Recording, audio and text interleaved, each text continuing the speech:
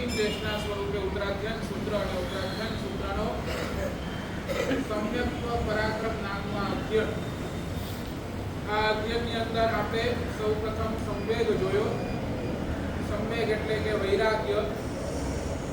બીજા નંબરની અંદર નિર્વેદ જોયો.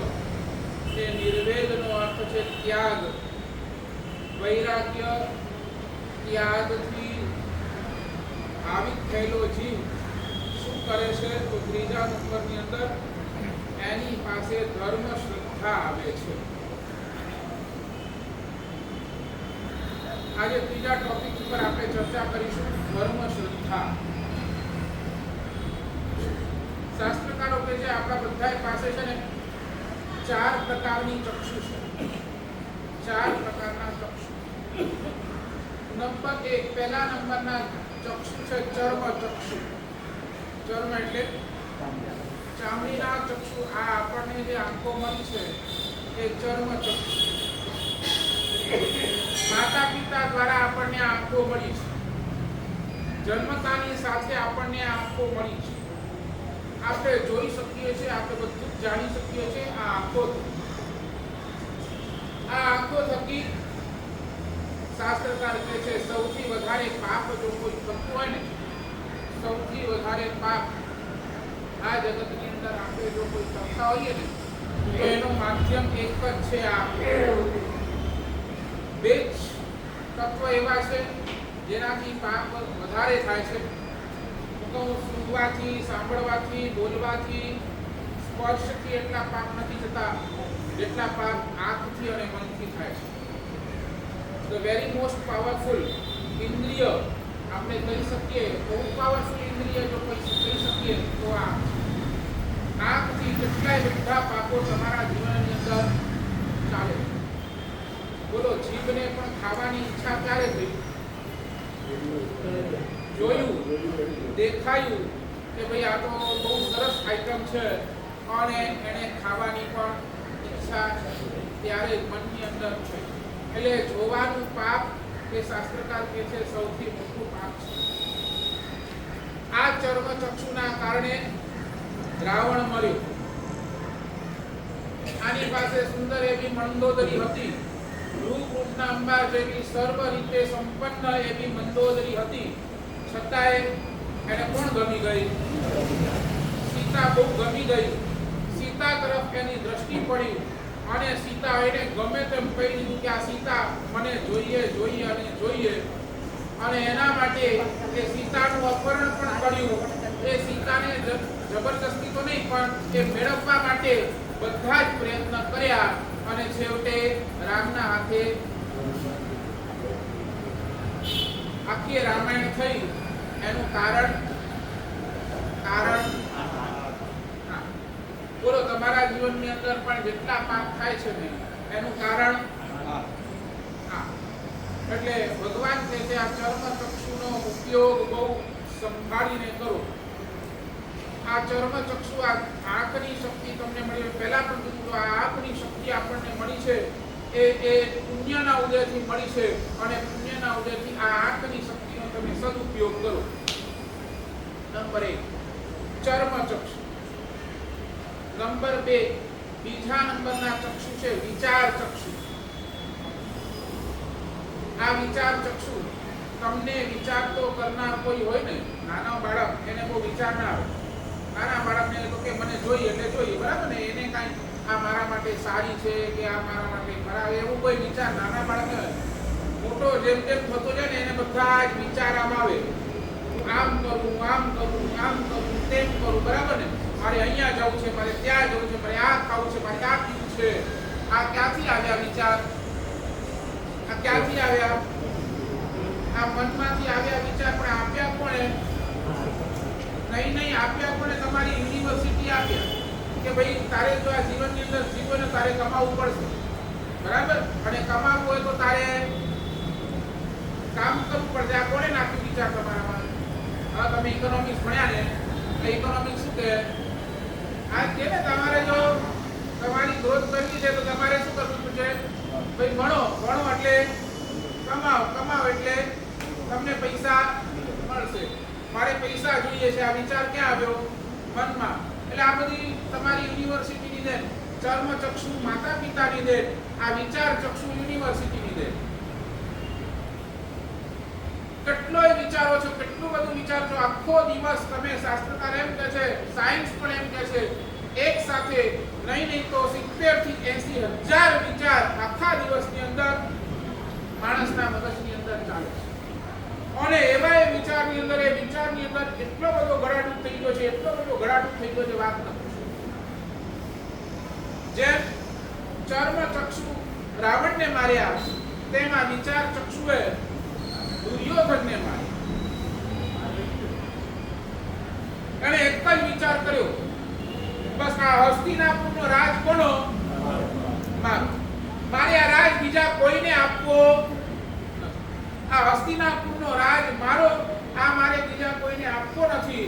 પછી એ કૃષ્ણ આવે કે પછી એ પાંડવો આવે, મારે કોઈને પણ આપવો નથી. આ એક વિચારે કૃષ્ણ ગયો, કીધું ને દુર્યોધન પાસે ગયો, છતાંય ડિમાન્ડ કરી કે ભાઈ એક નાનકડો ટુકડો આપી દે. અને છતાં ઓલો દુર્યોધન કહી દીધું કે એક નાનકડો ટુકડો શું, 1 સેન્ટીમીટર પણ આપવું નહીં. એને તમને જે કરવું હોય તે કરી.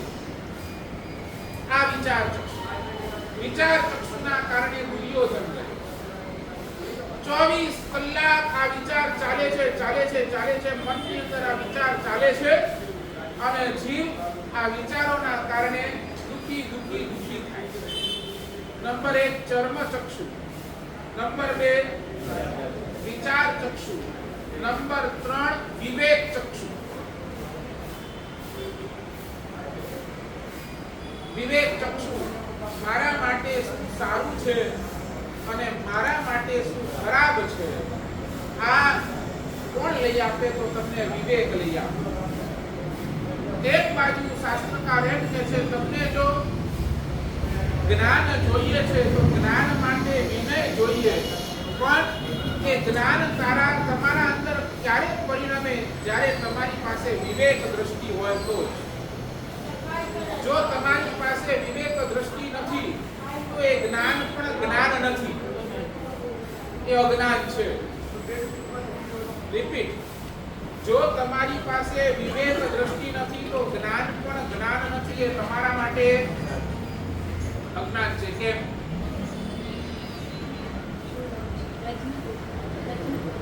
બોલો. ખાવું છે, મારે ખાવું છે, તમે થાળી લઈને બેઠા છો ખાવા માટે, પણ ખાવા તમને પેટ ભરવા માટે ખાવું છે. આ તમારી પાસે મારું પેટ ખાલી છે, મને ભૂખ લાગી છે, મારે ભૂખ ખાવી છે, એટલે તમે થાળી લઈને બેઠા. આવીને પછી એની અંદર જો વિવેક ન ભળે, પછી આવો અને જેવું આવ્યો અને ખાવાનું ચાલુ કર્યું તો શું થયું? લે આવા દો, શું થાય? બગડી જાય ને. એટલે શું થયું? ખાવાનું વિનય હતું, તમે થાળી લઈને બેઠા, પણ કેવું ખાવું, શું ખાવું એનો વિવેક નતો. એટલે બધું જ પથારી ફરી ગઈ. બરાબર ને? એટલે શાસ્ત્રકાર એમ કહે છે, વિવેક હોવો જોઈએ. તમે કંઈ પણ કરો એની અંદર કંઈક વિવેક. તમે પરમાત્માના નિરાશરે આવો છો ને, તો પરમાત્માના નિરાશરે પણ તમારે વિવેક હોવો જોઈએ. સમજ્યા નહીં? સમજ્યા? પૂજા કરી, હાથમાં વાટકી છે, ક્યાં મૂકવાની? કે ભંડારા ઉપર? સમજાય છે? હું કહું છું, તમે પરમાત્માની પૂજા કરી અને પછી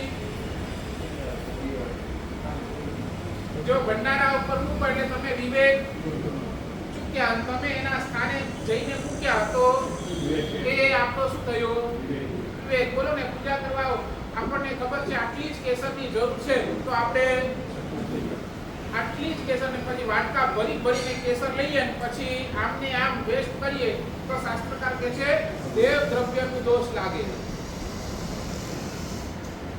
તો આપણે બધે જ ઠેકાણે શું છે? વિવેક હોય. ખાલી દેરાસરની વાત, તમારા ઘરે પણ તમારે કેમ બેસવું બેસવું જોઈએ, કેમ ઊઠવું જોઈએ, કેમ સામાવાળા સાથે બોલવું જોઈએ, એ બધાયનું શું હોવું જોઈએ તમને? વિવેક હોવો જોઈએ ને. તમારાથી નાના હોય તો તમે પ્રેમથી વાત કરો, તમારાથી મોટા હોય તો તમે આદર સાથે વાત કરો. તો એ બધું શું છે? એક જાતનો વિવેક છે. તો આ વિવેક પણ આપણને ક્યારે શું બોલવું, ક્યારે શું ન બોલવું એનો પણ દ્રૌપદી આ વિવેક ચૂકી.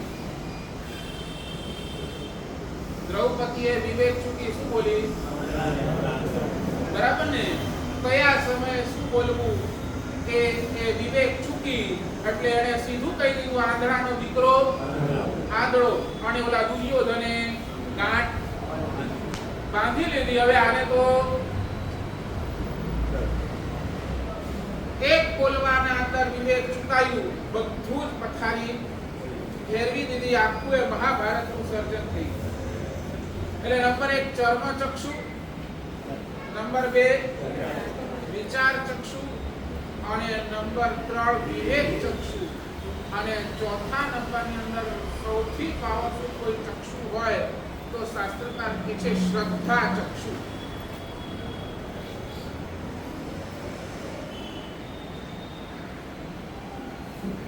શ્રદ્ધાને આપણે કહીએ, બે શબ્દો છે, એક છે ફેથ અને એક છે ટ્રસ્ટ. સમજાય ને? બે શબ્દો. One is trust. ટ્રસ્ટ એટલે વિશ્વાસ, ભરોસો, તમે જે કોઈ. અને બીજું છે શ્રદ્ધા એટલે કે ફેથ. આપણે એને ફેથ કહીએ. બેમાં ફરક છે.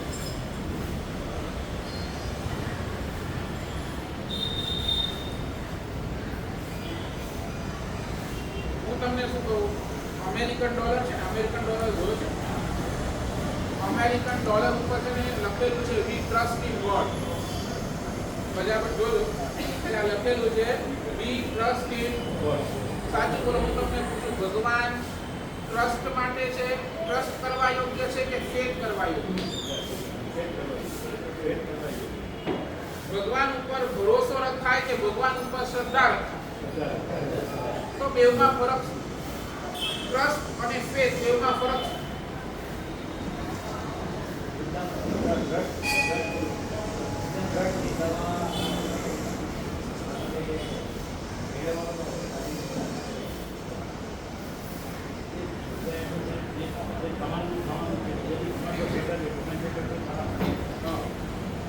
મારે તમને પૂછવું છે, આ બેમાં ફરક છે. એક શબ્દ ટ્રસ્ટ છે, ભરોસો છે, વિશ્વાસ છે, તમે જે કહો, અને બીજું શબ્દ શ્રદ્ધા છે. આ બેમાં તફાવત બતાવો.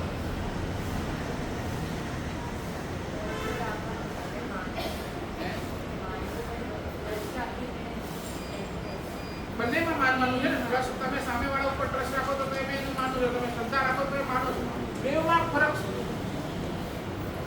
there is a slight difference between both. બંનેના વચ્ચે એક સ્લાઇટ ડિફરન્સ છે.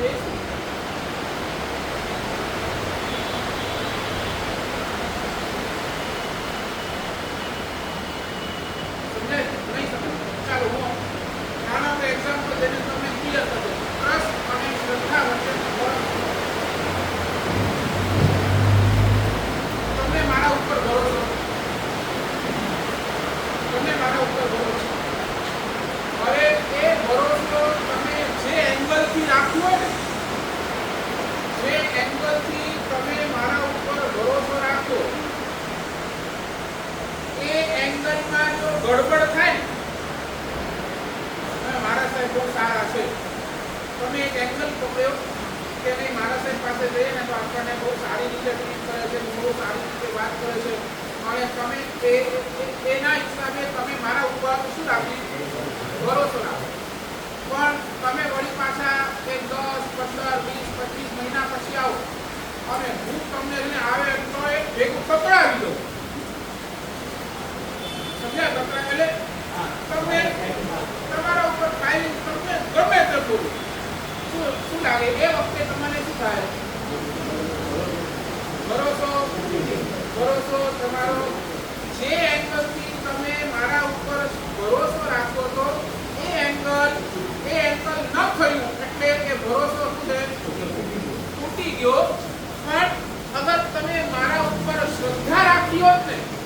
બેમાં ફરક સમજો. ટ્રસ્ટ અને શ્રદ્ધાની વચ્ચે ફરક શું? ભરોસો અને શ્રદ્ધાની વચ્ચે ફરક શું? ભરોસો ક્યારે પણ તૂટી શકે છે, શ્રદ્ધા લિમિટલેસ છે કે ક્યારે તૂટી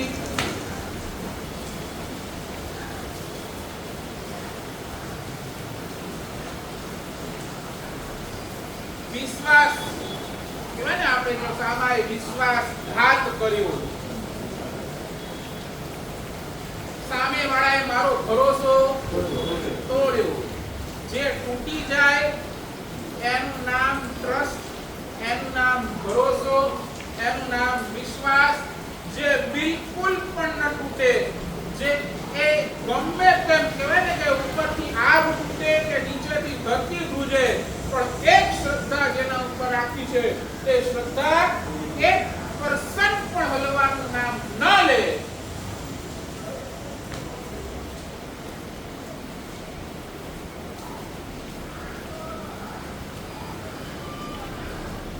નંબર 1 સમજાય? ટ્રસ્ટ અને ફેથ.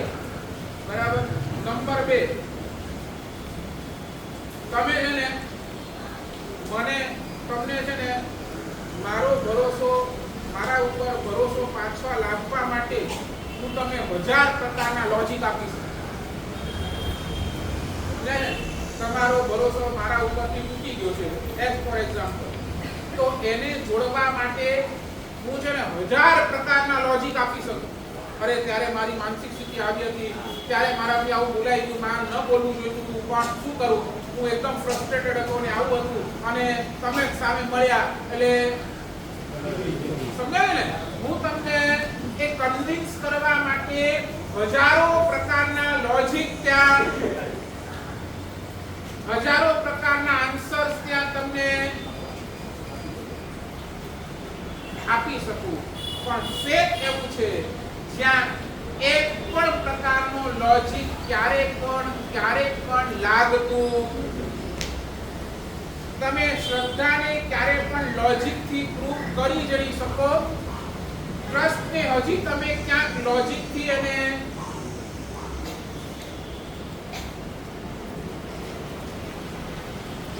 સમજાય છે નહીં? તમારા સંસારની વાત કરો, કોઈ એવું કપલ હોય, છોકરો આમ હેન્ડસમ હોય અને છોકરી હોય ને થોડી આમ દેખાવડામાં સો હોય, હાઈટ ન હોય, રૂપ ન હોય, કાંઈ ન હોય, ત્યારે સ્વાભાવિક છે કોઈ પણ છોકરાને કોઈ અરે ક્યાં તું હેન્ડસમ છે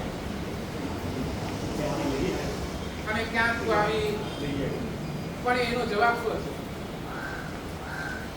એનો જવાબ શું છે? ગમે છે, મને આ ગમી, મને આના અંદર જ.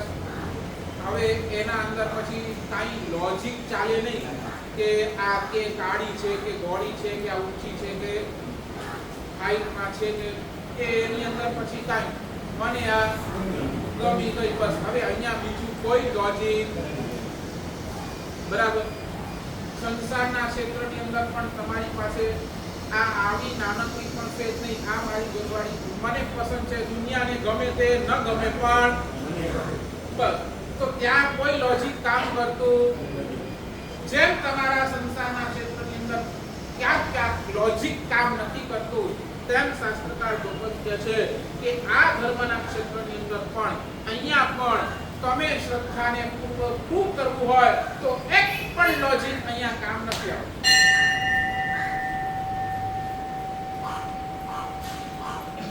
આ ચર્મ ચક્ષુથી જગતની અંદર પસંદગી કરવા માટે તમે લોજિક લગાડી શકો છો. કોના અધ્યાત્મ જગતની અંદર અહીંયા એક પણ જાતનો લોજિક લાગતો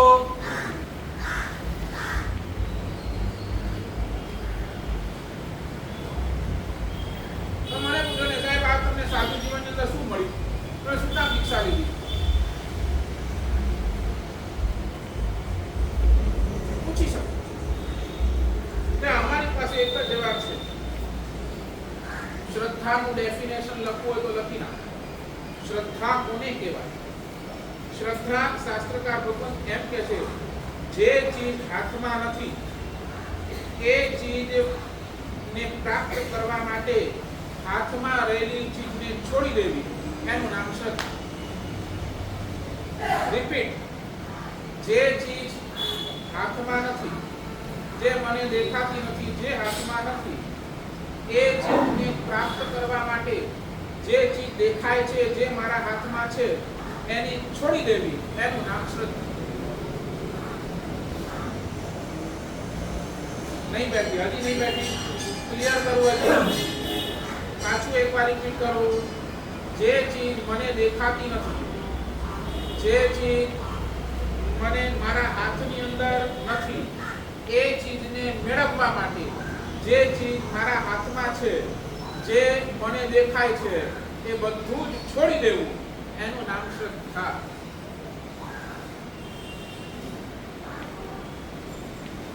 ભગવાન મને દેખાતા નથી, અંધશ્રદ્ધા ન કહેવાય. અંધશ્રદ્ધા કોને કહો? અંધશ્રદ્ધા ઇઝ ટોટલી ડિફરન્ટ. ભગવાન મને દેખાતા નથી પણ એ ભગવાનને મારે પ્રાપ્ત કરવા છે, તો એને પ્રાપ્ત કરવા માટે જે મને દેખાય છે, આ સંસાર દેખાય છે, આ પૈસો દેખાય છે, આ બધું દેખાય છે, એ બધી જ ચીજને છોડવાની મારી તૈયારી એનું નામ છે.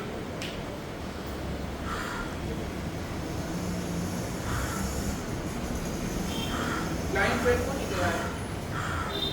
ક્યાંક તમને મેળવવું છે અને તમે એના પાછળ દોડો છો કે મળશે કે નહીં મળશે પણ એની તમને ખબર નથી, પણ છતાંય તમે એની પાછળ દોડો છો. કાંઈક મેળવવું છે અને એ કાંઈક એટલે શું? એટલે તમારે સંસારની સુખ સુવિધા એ જ મેળવવી છે અને તમે દોડો છો એનું નામ અંધશ્રદ્ધા. તો મને પૂછે સાહેબ દીક્ષા શું કામ લીધી? તો મારી પાસે આ જવાબ છે. જે દેખાતું નથી, જે પરમાત્મા દેખાતા, જે આત્મા દેખાતી નથી એને મેળવવા માટે જે બધું દેખાય છે, જે મને મારા આત્માથી દૂર કરે છે, જે મારા મને પરમાત્માથી દૂર છે, તો એ બધાને છોડવા માટે મારી તૈયારી એનું નામ દીક્ષા, એનું નામ શ્રદ્ધા.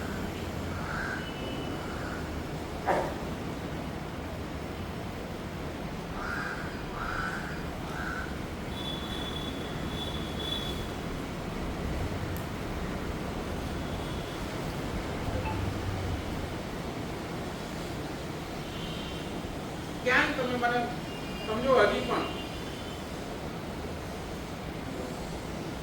બુદ્ધિના કોઈ પણ પ્રશ્નનો જવાબ હૃદય પાસે નથી.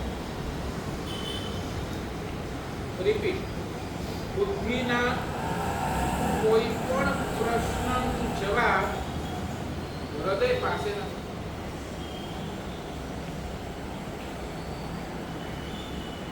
બુદ્ધિની અંદર 1000 પ્રકારના પ્રશ્ન આવે અને 1000 પ્રકારના પ્રશ્ન આવતા આવતા આવતા ક્યાંક એવું ટાઈમ આવે ને કે હૃદય એની પાસે એના કોઈ જવાબ હોય જ નહીં અને હૃદય પાસે જવાબ ન હોય તમારે એ સ્વીકારવું જ પડે. જ્યાં લોજિકથી આન્સર આપી જ ન શકાય, જ્યાં લોજિકથી આન્સર અપાય એને શ્રદ્ધા શાસ્ત્રકાર ભગવત કહેતા.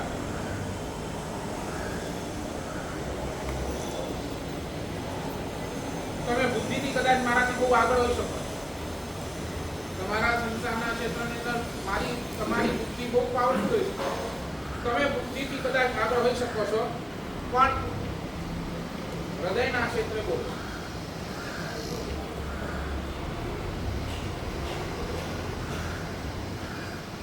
બોલો બોલો.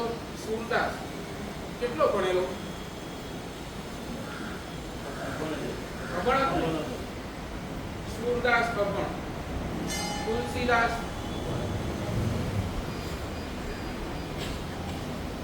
બોલો. મીરાબાઈ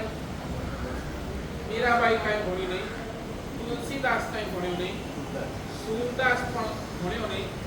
આ તમે જોઈ લો, કોઈના પણ પાસે બુદ્ધિમાન તમે કહી શકો ને આ કોઈ નતા, પણ આજે બધાય બુદ્ધિમાનના હોઠ પર આ હૃદયવાળાના નામ છે.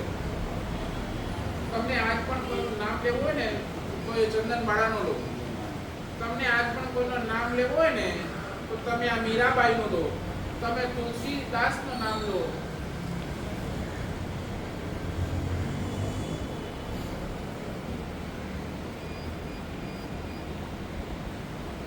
જે જમાનાની અંદર એડવાન્સ ટેકનોલોજી હતી જ નહીં, એ જમાનાના પદો, એ જમાનાના દુઆ આજે પણ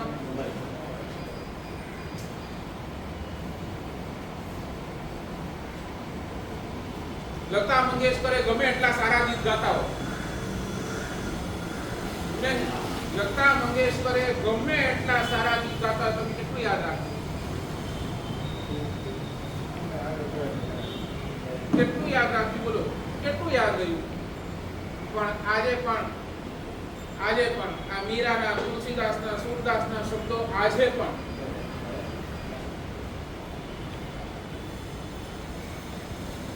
એટલે 100% એક વાત સમજી લેજો, બુદ્ધિને હંમેશા હૃદયના શરણની અંદર આવવું જ પડે. એક વખત તમારી બુદ્ધિ થાકે અને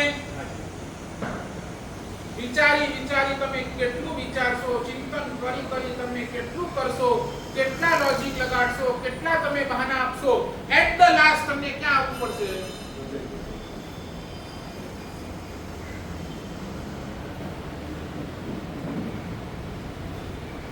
એક નાનકડો પ્રશ્ન જવાબ આપો ને.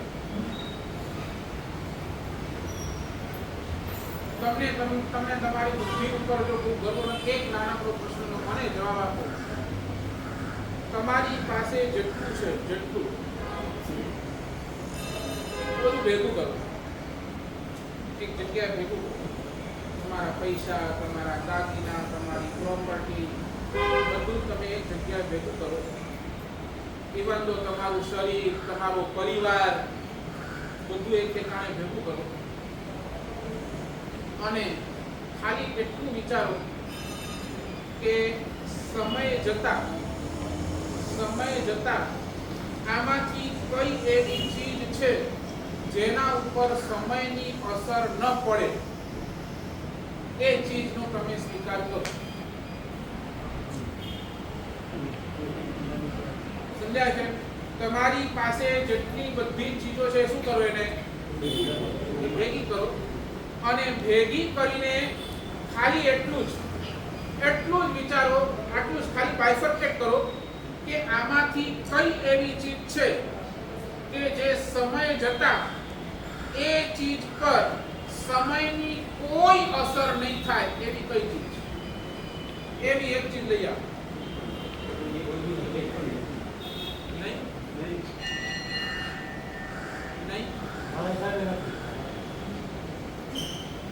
એક ચીજ નહીં તમારી પાસે જેને સમય જતા તમે એના ઉપર સમયની અસર ન જ થાય.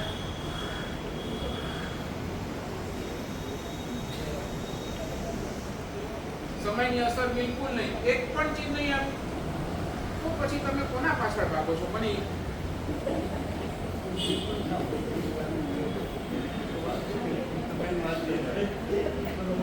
તો પછી તમે ભાગો કોના પાછળ છો? ઈ કહો. નહીં તો તમે હવે મને લોજિક થી કહો, તમે શું કામ ભાગો છો? બેઠા છીએ તો જ્યાં સંસારમાં બેઠા છીએ તો પછી એના પછી એટલું પાગલ પણ એટલું ભાગવાનું, દિવસ રાત એના માટે વિચાર, દિવસ રાત એનું ચિંતન.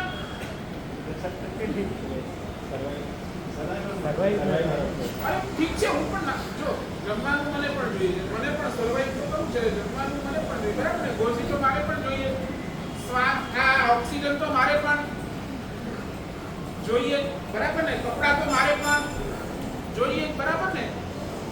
સર્વાઈવ જ કરવું છે ને, એના પાછળ આવું જોઈએ, આ જ જોઈએ.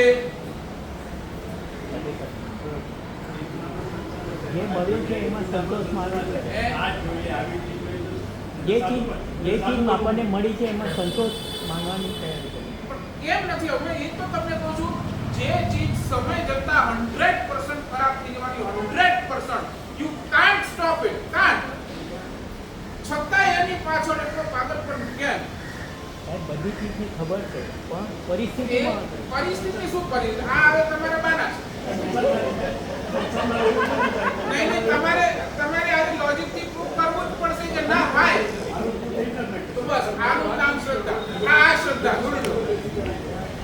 તો બરાબર એ નક્કી કરો ને કે જે ચીજ એક સમય પછી ખરાબ થવાની જ છે, હું એના પાછળ નહીં દોડીશ. પણ જે ચીજ સમય જતા પણ એની અસર એના ઉપર નથી થવાની એના પાછળ દોડીશ. આટલું નક્કી કરો. પરમાત્મા 100%. પરમાત્મા ગઈકાલે પણ તમારી સાથે હતા, આજે પણ તમારી સાથે છે અને જ્યાર સુધી તમારો મોક્ષ નથી થતો ત્યાર સુધી તમારી સાથે જ છે. એને આપણે નિગ્લેક્ટ કર્યા. જે શરીર આપણી સાથે હમણાં નથી આવવાનું એની પાછળ 24 કલાક દોડે.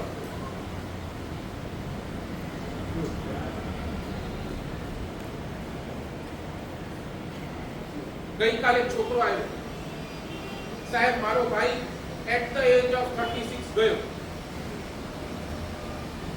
કેટલા? ઓન્લી 36.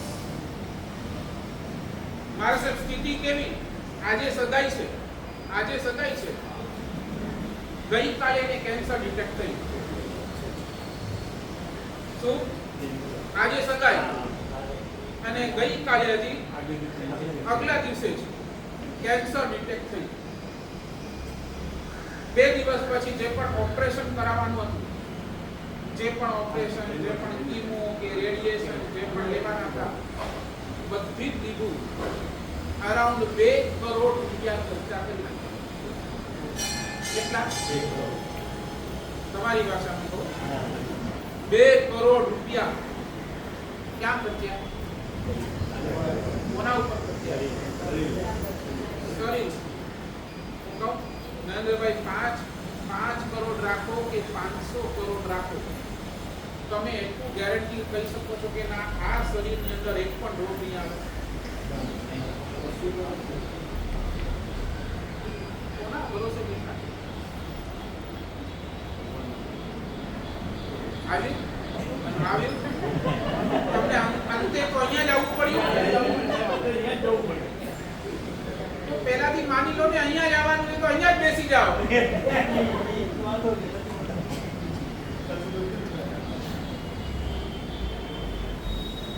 સાહેબ એની હાલત તમે એ છોકરો એ જે વર્ણન પણ કરતો હતો ને મારાથી તો યાર હું અગર ત્યાં હોત ને તો મને ખબર ન શું થઈ જાય.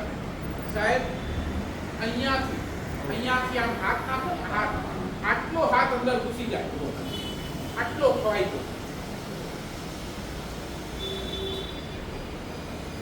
અહીંયાથી આખું બંને કાન ફૂટી ગયા.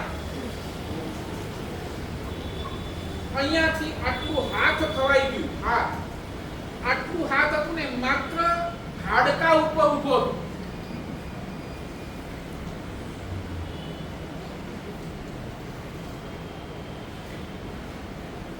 સાહેબ 1 કરોડ રૂપિયા ખર્ચો કરીને પણ અમે અમારા ભાઈને બચાવી શક્યા. છેલ્લે ડોક્ટરે કહી દીધું કે કાંઈ મિરેકલ થાય ને બચી શકે તો વાત. અને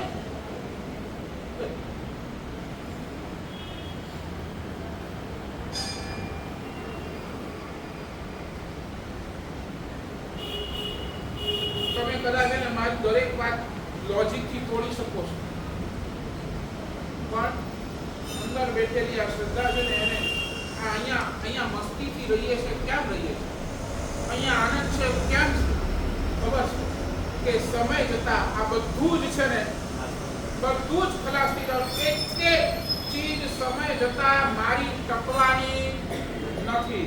અહીંયા આનંદ એટલો છે કે જે સમય જતા જે ઉર્ધ્વ ગતિ જે હાઈટ પર લઈ જનારો એ મારો આત્મા છે ને એને હું બચાવીને બેઠો. એનો આનંદ છે.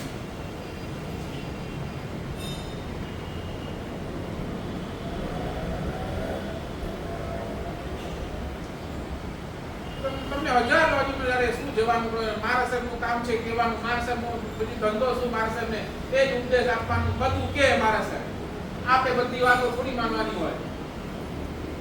તમે બધી જ રીતે મને તમે લોજિકથી અરે ઠીક છે મારા સાહેબ કે આટલી ભોજન નહીં કરવાનું, એ જમાના ગયા હવે જમાના બીજા આવ્યા, રાતના પણ તમે આપી શકો, બધા જ લોજિક આપી શકો છો.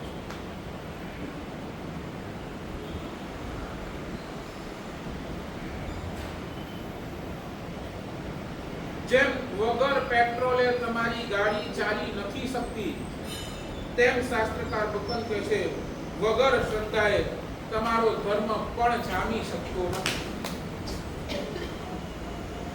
વગર પેટ્રોલે જેમ તમારી ગાડી એક ગમે તેટલી કિક કરો, ગમે તેટલી એને ચાવી મારો, તમારી ગાડી આગળ વધી જ નહીં શકે, તેમ આ ધર્મ ક્ષેત્રની અંદર તમે આવો એટલે 100% એક ચીજ જોશે અને જોશે, એ છે શ્રદ્ધા. વગર અહીંયા તમે આગળ વધી જ નહીં શકો. લોજિક આપશો તમે તૂટશો, લોજિક થી બધું જ તમે કરવા જશો, એ તમારી બુદ્ધિના ઉપયોગ અહીંયા કરવા જશો, બધે જ તૂટશો.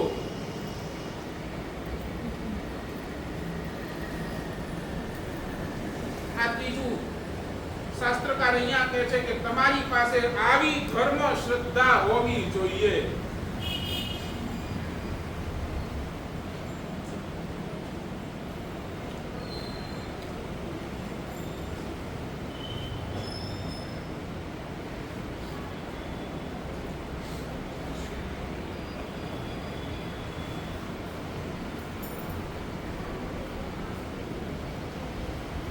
સાચું બોલો, તમારી પાસે આ જેટલી બધી ગેજેટ્સ છે, જેટલા બધા, એ કોણે બનાવ્યા?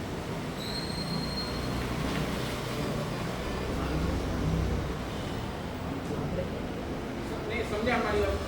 તમારી નજર કોના ઉપર? સર્જક ઉપર કે સર્જક ઉપર? નહીં સમજ્યા તમે જે મોબાઈલ વાપરો છો, કે તમે જે ગાડી વાપરો છો, કે તમે જે પણ આ બધી ચીજો વાપરો છો, તમારી નજર કોના ઉપર? જે વસ્તુ બની છે એના ઉપર કે જેણે બનાવી છે એના ઉપર?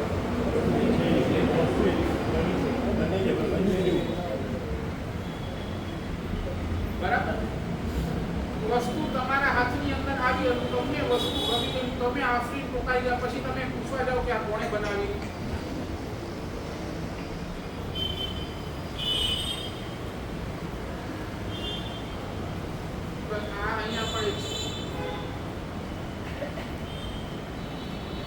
અમે પણ ગાઈએ છીએ, जिनकी प्रतिमा कितनी सुंदर वो कितना सुंदर होगा. हमारी पर दृष्टि क्या है? सर्जन. भगवान तारी प्रतिमा आटली सुंदर है तो तू केवो सुंदर होइस? तू आ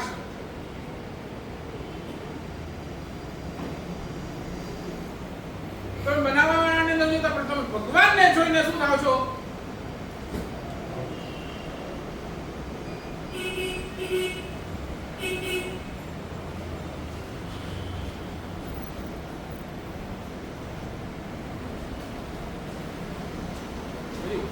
નહીં, એક ચીજ સમજી લેજો, જે નખથી દેખાતું ને એ જ વધારે તાકાત વાળું છે.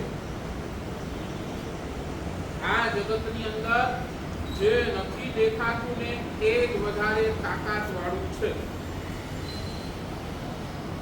તમને પ્રૂફ કરી બતાવો. જે નથી દેખાતું એ જ વધારે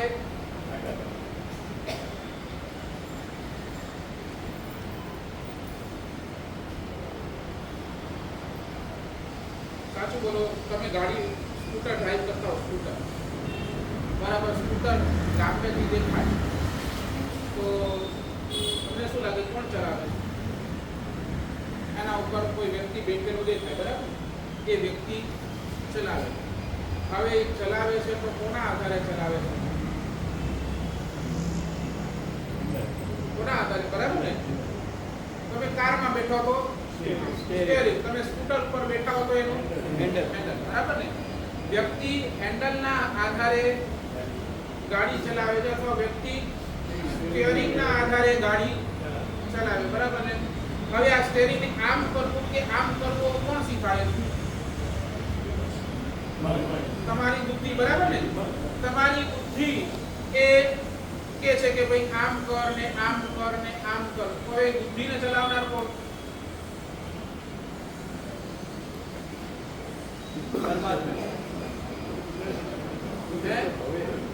કેમ કુદરતે?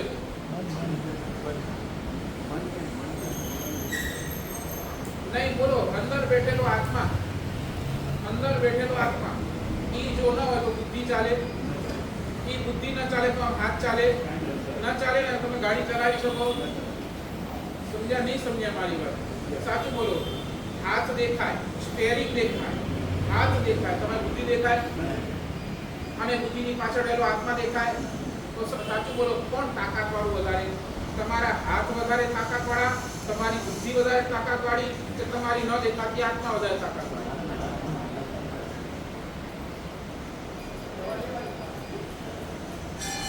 હવે એ દેખાય છે કે નથી દેખાતી? નથી દેખાતું. તો વધારે તાકાત વાળું કોણ? જે નથી દેખાતું એ હંમેશા વધારે તાકાત વાળું છે, માની લો.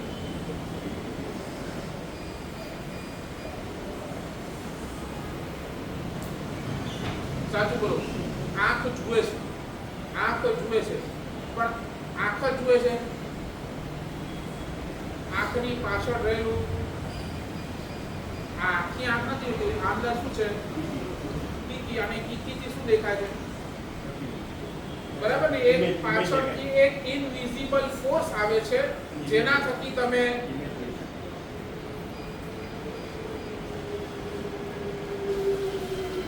આવી શ્રદ્ધા માટે આપની તૈયારી કેટલી કરો, પછી આ સબ્જેક્ટની અંદર આગળ વધીશ. મારો ટાઈમ એટલે થઈ ગયો.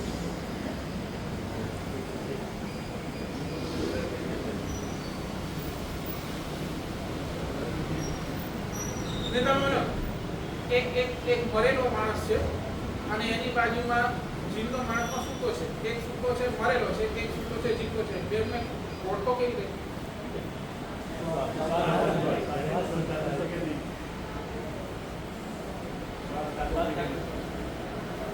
બરાબર? જીવતો છે એ ઉકી જશે, મરેલો એક દૂધમાં સાકર છે, એક દૂધમાં સાકર નથી, બાજુમાં જ પડ્યા છે. તમને કેવી રીતે ખબર પડે? બરાબર ને? ટેસ્ટ કરો તો જ. એટલે આંખેથી દેખાય પડતું, બોલો, કાનેથી સંભળાવતું, એ બધી જ વાત બોગસ છે. નહીં? અહીંયા તમે તમારી આંખ તમને ધોકો આપી શકે કે નહીં? આપી શકે નહીં? મને તો તમને એક્ઝામ્પલ આપું. તમે એને આમ રસ્તા ઓલા રેલવે ટ્રેક પર ઉભાવ, તમે આમ દૂર સુધી જોશો, તમને એમ લાગશે કે આ પાટા બે ભેગા થઈ જાય. આપણે આમ જોઈએ ને એટલે દૂર દૂરથી આપણે આ દેખાય. તમારી આંખે તમે ધોકો આપ્યો.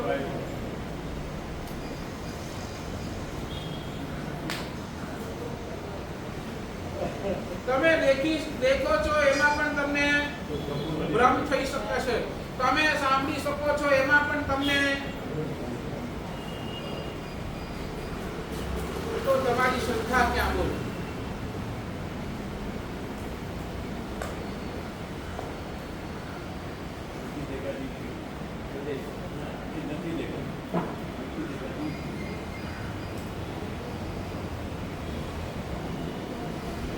આ છે શ્રદ્ધા. અને જે દિવસે તમને હજી પણ કહું, સ્થિરતા ગતિની તાકાત આવે છે. સ્થિરતા છે ને, સ્થિરતા એ જ ગતિની તાકાત છે. પેટ્રોલ પંપ સ્થિર છે, એ ચાલે છે, સ્થિર છે, પણ હજારો ગાડીઓને તેમ અંદર બેઠેલો આત્મા એ સ્થિર છે. એ જ આપણી આખી બોડીને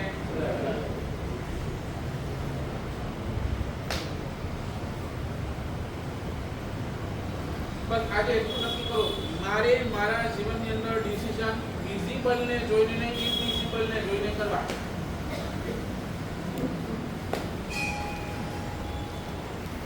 આંખને જેટલી સંભાળો છો ને એની કરતા તમે તમારા આત્માને સંભાળો.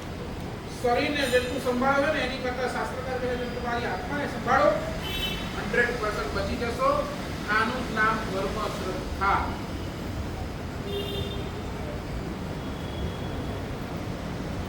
અને આ ધર્મ શ્રદ્ધા આપણને બધાને કેળવવાની છે.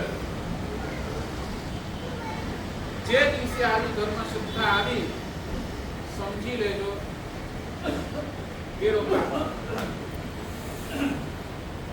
જીન શાસનની અંદર પ્રવેશ થઈ ગયો. ધર્મની શરૂઆત શાસ્ત્રકાર કહે છે સમ્યક દર્શનથી થાય છે, અને સમ્યક દર્શન એટલે જ શ્રદ્ધા. એટલે તમે અગર શ્રદ્ધા રાખી શકો છો, અગર તમે શ્રદ્ધા અંદરથી એને દ્રઢ કરી શકો છો, તો શાસ્ત્ર કહે છે તમે માર્ગ પર છો, you are on the right track. અગર આ શ્રદ્ધા તમારી પાસે નથી તો આખી દુનિયાની અંદર તમે ભટકવાના અને ભટકવાના, એના સિવાય બીજું કાંઈ નથી. આવી શ્રદ્ધા મારા અંદર કેવી રીતે આવે, આવી શ્રદ્ધા આવે તો એનાથી મારું કેવું પરિણામ થઈ શકે છે, મને શું મળી શકે છે, એની ઘણી બધી વાતો આવતીકાલના પ્રવચનમાં કરીશું.